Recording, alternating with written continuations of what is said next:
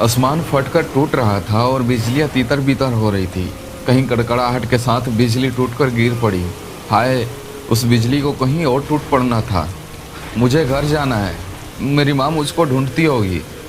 Car का दरवाज़ा खोलकर वो पिछली सीट से नीचे उतर गया। कीचड़ में उसके जूते सहित पैर धंस रहे थे। कदम उठते समय छपाक की आवाज़ के साथ थोड़ा सा कीचड़ ऊपर की ओर उठ गया और कार पर छोटे से धब्बा छोड़ गया। खुले दरवाजे के जरिए बारिश ने 2 बूंद लड़की के सिर पर भी छिड़क दी। पता नहीं लड़की के शरीर में दर्द हो रहा था या उसके मन में। वो बेकाबू होकर चुपचाप रोए जा रही थी। वो आगे ड्राइवर के सीट पर जा कर के बैठ गया और कीचड़ में सने जूते उतार करके फेंक दिए। फिर रेडियो के पास वाला दराज खोलकर उसमें से सिगरेट बाहर निकालकर सुलगा ली और च्युइंगम खाते हुए बीच बीच में गहरे कश भरता रहा। वो तीव्रता से महसूस करने लगी कि अगर वो अभी इसी वक्त अगर घर पर होती और माँ के गोद में लिपटकर जोर जोर से बेतहाशा रोती हुई उस पर किए जा रहे इस अन्याय के लिए संतावना पा सकती तो कितना अच्छा होता। बढ़ते आवेग के कारण वो थर थर कांप रही थी। देखो कितने आराम से बैठे सिगरेट पिए जा रहा है। क्रोध के मारे वो तिल मिलाने लगी। कभी उसे एहसास होता कि वो एक बड़ी सी चट्टान की दरार में छिपी हुई गुफा में कैद हो गई है और वो क्षण भर के लिए डर जाती। दूसरे क्षण उसे घृणा हो जाती मुई सिगरेट से। उसकी वो बदबू, छी, उसे उल्टी होने को आ रही थी। वो अपने पूरे शरीर में एक अजीब गंदगी और लजीलापन महसूस करने लगी। ऐसा लग रहा था कि किसी ने उस पर मैदान में फैला सारा कीचड़ उसके शरीर पर पोत दिया। सियार की कुई कुई के तरह रेडियो पर बज रहा वो ट्रम्पेट का स्वर उसे भीतर ही भीतर चीर रहा था। उसका आवेग और गुस्सा दोगुना चौगुना होता जा रहा था और साथ में उसे रोना भी आ रहा था। भर्राई आवाज में वो चिल्ला उठी, आप मुझे घर छोड़ने जा रहे हैं या नहीं? वो खट से रेडियो बंद कर दिया और झुंझुलार कर कहा कि डोंट शाउट ऑन मी, चीखो मत मेरे ऊपर।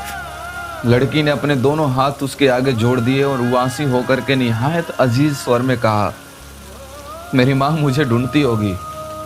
मुझे भगवान के लिए मुझे मेरे घर पर छोड़ दीजिए। ऊपर से वो मिन्नतें कर रही थी मगर मन ही मन खुद को कोस रही थी। ये मेरी अकल को क्या हो गया था जो मैं बुद्धू की तरह इस आदमी के साथ क्यों चली आई? हाय राम, क्या से क्या हो गया? वो अपने दांत मिसमिसा रही थी। कहीं जाकर अपन हंसी सर फोड़ लूं तो अच्छा होगा। उस वक्त उसके तेवर देखकर वो आदमी थोड़ा सा डर गया। Please don't create any scenes, उसने मिन्नत करते हुए और झल्लाकर उस गाड़ी घुमा दी। उस गुप अंधेरी सड़क पर आंखों को चौंधिया देने वाली रोशनी को छालते हुए गुर्राहट के साथ वो कार चल पड़ी। अजीब मुसीबत है। अरे पसंद नहीं था तो पहले ही क्यों नहीं कहा इसने? अच्छी खासी शाम थी, सारा का सारा मजा किरकिरा हो गया। बेचारी अब रोए जा रही है। अरे ऐसी लड़कियां कॉलेज जाकर क्या करेंगी? उसने मुड़कर देखा और माफी मांगते हुए कहा, आई एम सॉरी, मैंने कहीं तुम्हारा दिल दुखाया हो तो मुझे माफ कर देना।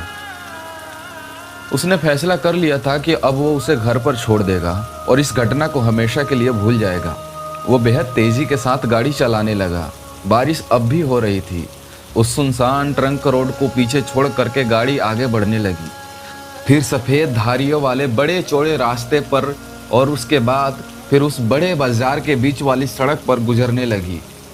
लड़की का घर नज़दीक आ रहा था। उसने गाड़ी की रफ्तार धीमी की, ये सोचकर कि लड़की कहेगी, यहाँ रुकिए, मैं उतर जाती हूँ। फिर उसे ख्याल आया कि वो इतनी नादान है कि इतना भर भी नहीं कह पाएगी। उसने गाड़ी रोक दी और खुद ही कहा, मेरा तुम्हें घर तक छोड़ना तुम्हारे लिए ठीक नहीं रहेगा, इधर ही उतर करके चली जाना। लड़की को देख करके उसे तरस आ रहा था। थोड़ा सा दुख भी हुआ उसे। पता नहीं वो उस लड़की के लिए अपराध महसूस कर रहा था या उत्तरदायित्व। उसकी आंखें अचानक भर आई। वो खुद नीचे उतर गया और एक नौकर की तरह उसके लिए दरवाज़ा खोले बारिश की फुहार में खड़ा हो गया। लड़की ने यंत्रवत किताबें उठा ली। अपना वो गोल स्टेनलेस स्टील का टिफिन बॉक्स भी ढूंढ निकाला। उससे आंखें उठाकर उस आदमी की तरफ देखा नहीं जा रहा था। वो वैसे ही सर झुकाए उस गली में खड़ी हो गई। बरसात के कारण उस छोटी सी गली में चहल पहल बिल्कुल थम गई थी। सड़क पर कहीं दूर वो बत्ती जल रही थी। उसकी मध्यम रोशनी में छोटी सी बच्ची की तरह उसे यूं खड़ा देखकर वो भीतर ही भीतर कराह उठा और अपने आप को धिक्कारते हुए सोचने लगा कि आज़ादी आदमी को कितना गिरा देती है। उसे मिली आज़ादी ने ही तो अपने भाववेग का गुलाम बना दिया था। ये सोचकर उसे अफसोस हो रहा था, जैसे कोई रहस्य प्रकट हो रहा हो। बहुत धीमे ही स्वर में वो बुदबुदाया, आई एम सॉरी। लड़की ने सर उठाकर उसकी तरफ देखा। उफ, उसकी वो नज़र। कुछ पूछने के लिए उसके होठ हिले, कुछ पूछने के लिए उसके होठ हिले। एक ही शब्द निकल सका उसके मुंह से, क्या? फिर उसका गला रुंध गया। फिर कुछ नहीं कहकर वो जाने को हुई। उसके सामने से वो कार हट गई। कार के पीछे वो लाल रोशनी भी दौड़ने लगी और दौड़ते दौड़ते अंत में अंधेरे में लुप्त हो गई। बैठक में झूलती हुई लालटेन हवा से बुझ गई थी। माँ रसोई में छोटे मोटे कामों में लगी हुई थी।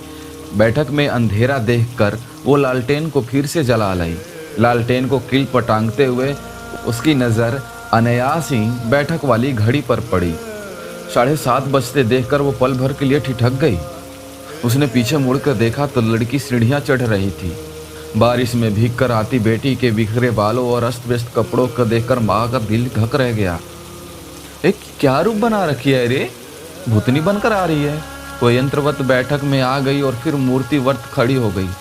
उसकी आंखों में आंसू भर आए।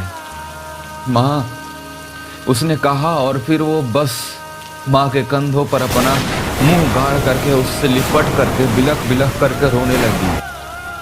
माँ का दिल इतना समझ गया था कि जरूर इसके साथ कुछ हो गया है, मगर ये नहीं समझ पा रहा था कि क्या। क्यों रे, क्या हुआ और इतनी देर क्यों लगा दी?